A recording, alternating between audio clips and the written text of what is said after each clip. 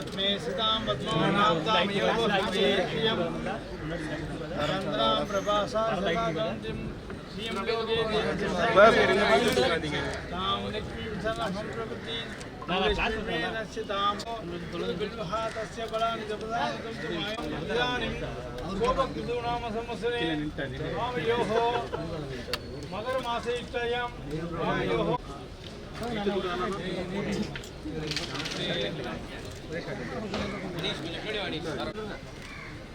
ओम विनायकाय नमः ओम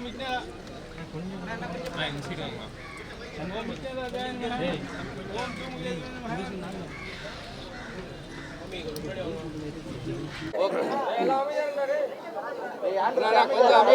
அமைதி சைலன்ட் சரி.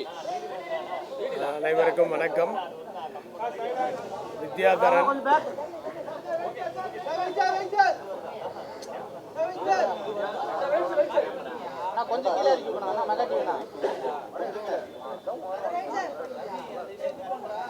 நீ உனக்கு ஒருத்தருக்காக எல்லாரும் வெயிட் பண்ணுமா? பாரு அவங்க எல்லாம் எவ்வளவு நேரம் வெயிட் பண்றாங்க. ரெடியா ரெடியா ரெடியா கொஞ்சம் பேசு கொஞ்சம் சைலன்ட் ரெடி.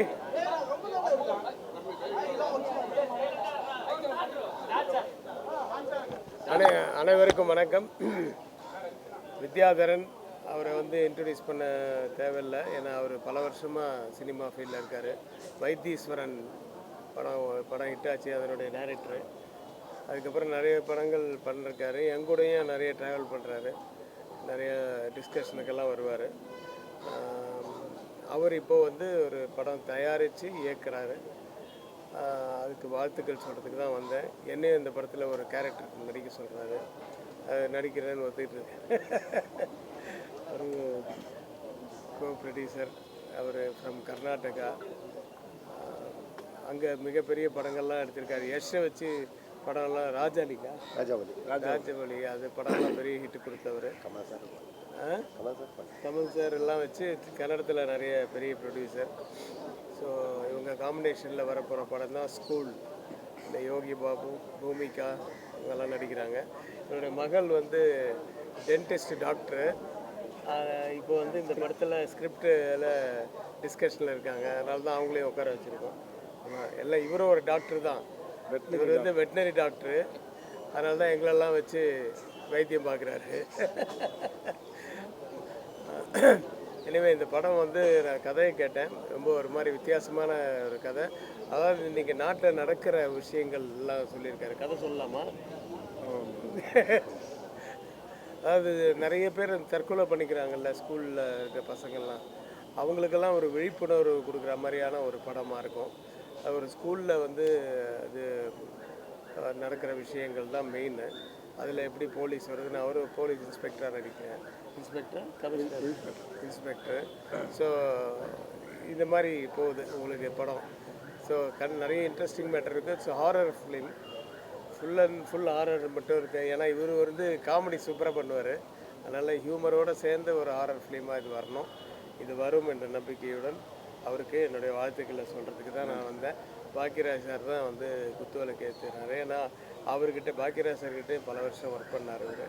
அதனால் அவர் தான் பூஜையை நடத்தி கொடுத்துட்டு போனார். ஸோ இவ்வளோ தான் விஷயங்கள். அடுத்து அண்ணன் பேசுவோம். இங்கே வந்துடுறீங்களா? இல்லை அங்கேயே ஓகேவா? சென்ட்ரல்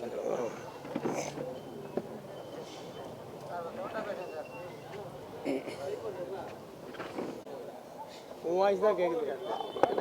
உன் வாய்ஸ் தான் கேட்குது.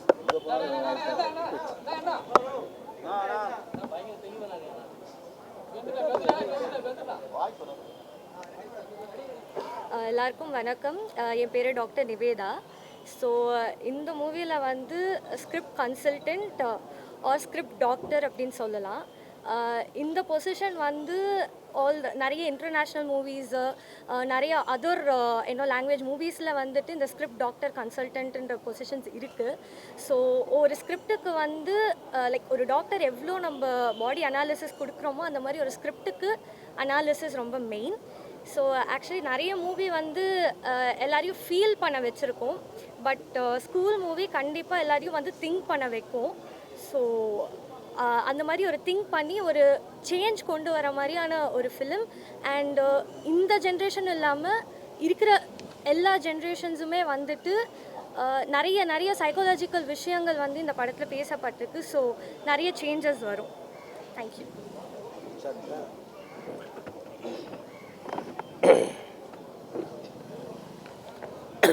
வணக்கம், என் பேர் கே மஞ்சு. நான் 50 படம் ப்ரொடியூஸ் பண்ணியிருக்கேன். தமிழில் பிரம்மன் படம் பண்ணியிருக்கேன். ஒரு ரைட்ரு வந்து வித்யாதரன் எனக்கு ரொம்ப ஃப்ரெண்டு. ஒரு நாள் வந்துட்டு சார் ஒரு சப்ஜெக்ட் பண்ணிருக்கேன், நான் ப்ரொடக்ஷன் பண்ணுறேன்னு சொன்னேன். என்ன வேணும் சார், ஹெல்ப் வேணும்னு நான் பண்ணுறேன் போங்கன்னு சொன்னேன்.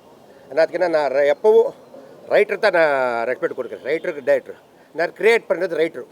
இப்போ ஒரு ஆள்னா வச்சுட்டு ஹீரோ பண்ணுறது ரைட்ரு. அதுக்கு தான் நான் ரைட்ரு படம் பண்ணும்போது நான் என்ன வேணும் சப்போர்ட் பண்ணுறேன்னு சொல்கிறேன். வித்யாதரனுக்கு ஃபுல் சப்போர்ட்டும் என்ன வேணும் எப்போ வேணும் நான் பண்ணி கொடுக்குறேன். அவர் ஆல் த பெஸ்ட் பேண்ட்ரஸ். அவர் கூட எப்போவும் இருக்கு.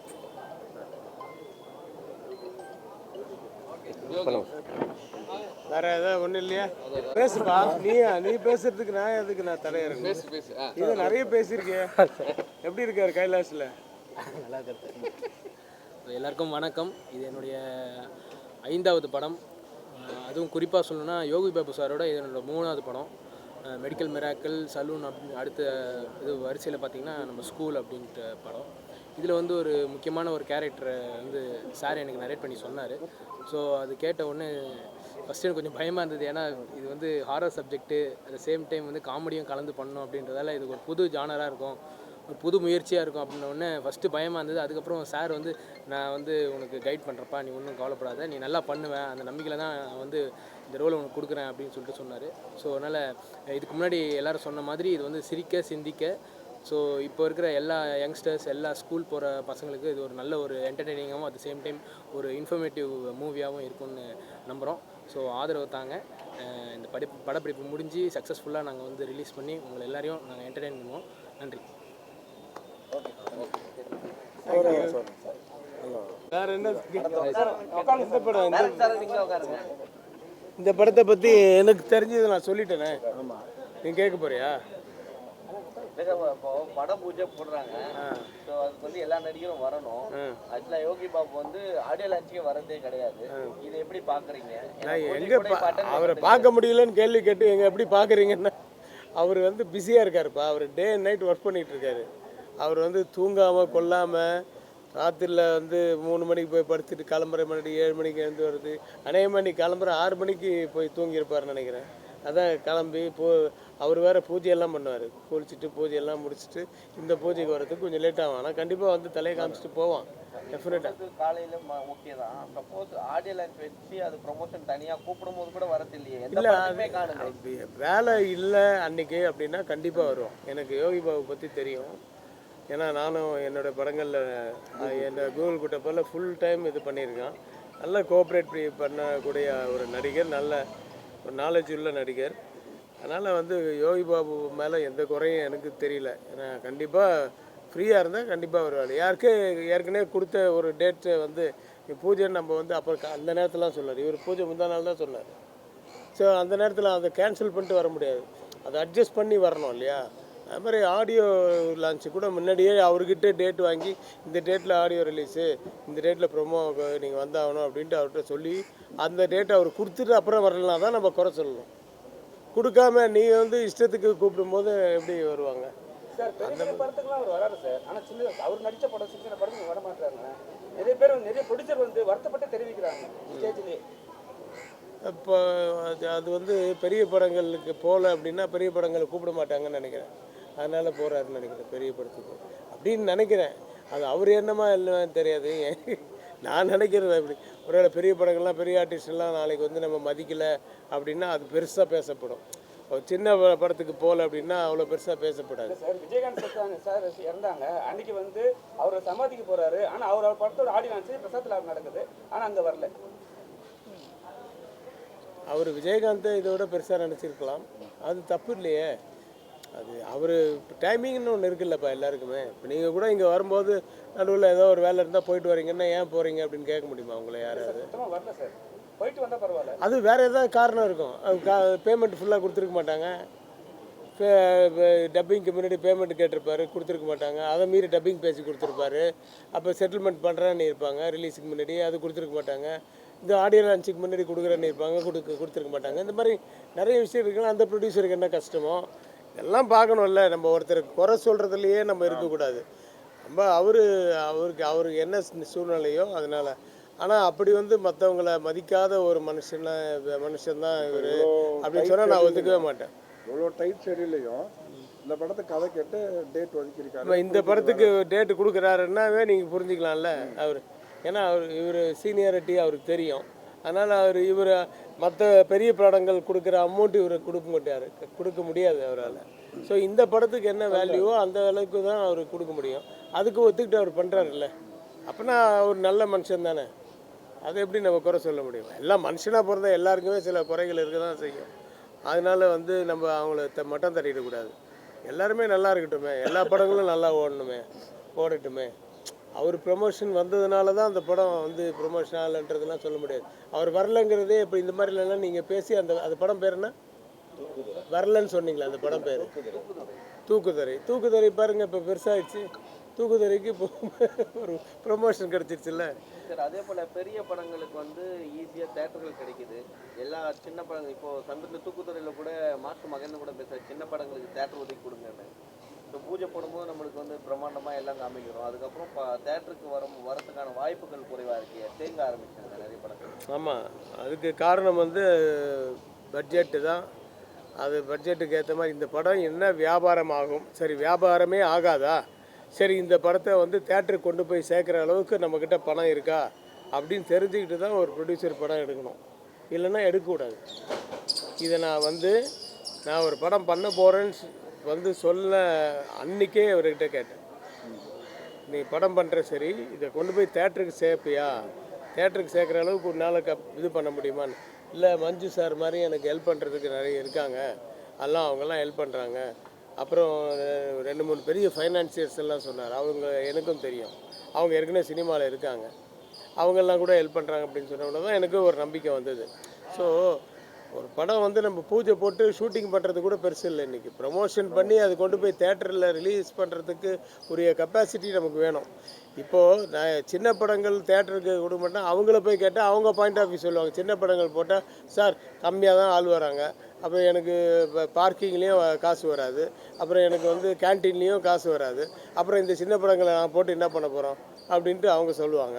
அவங்கவுங்க பாயிண்ட் ஆஃப் வியூ இருக்குது. அதனால் நம்ம சின்ன படங்கள் பண்ணும்போது அட்லீஸ்ட் குறைஞ்ச தேட்ரு ஒரு 100 தேட்ரு அந்த மாதிரியாவது 100 தேட்டர் வரைக்கும் நம்ம வந்து சின்ன ஸ்க்ரீன்ஸாக பார்த்து செலக்ட் பண்ணி அதெல்லாம் ரிலீஸ் பண்ணி அதை வந்து வாடகை கட்டி அதை ரிலீஸ் பண்ணி அதை கொண்டு போய் மக்களுக்கு சேர்த்து அந்த படம் நல்லா இருக்குன்னு சொன்னோடனே பிக்கப் ஆகுதில்ல, அங்கேருந்து அவனுடைய வாழ்க்கை சேஞ்ச் ஆகிடும்.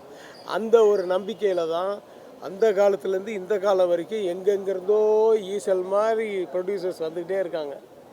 அதில் தோற்றவங்கெல்லாம் போயிட்டே இருக்காங்க. இது வந்துக்கிட்டே இருப்பாங்க, போயிட்டே இருப்பாங்க. சினிமா வந்து என்றைக்குமே வாழும், சினிமாவெல்லாம் அழிக்க முடியாது. பரிணாமங்கள் தான் மாறும், ஓடிடி அது இதுன்னு கொஞ்சம் மாறுமே தவிர சினிமா என்றைக்குமே இருக்கும். நேற்று கூட ஒரு ஃபங்க்ஷனுக்கு போயிட்டு வந்தேன். என்னுடைய அசிஸ்டண்ட் சேரன் பண்ண படம் அது வந்து அவ்வளோ நல்ல பேர் வந்திருக்கு அந்த இதில் ஓடிடியில். அதை போய் வாழ்த்திட்டு வந்தேன். அது ஜேர்னின்னு, சேரன்ஸ் ஜேர்னின்னு.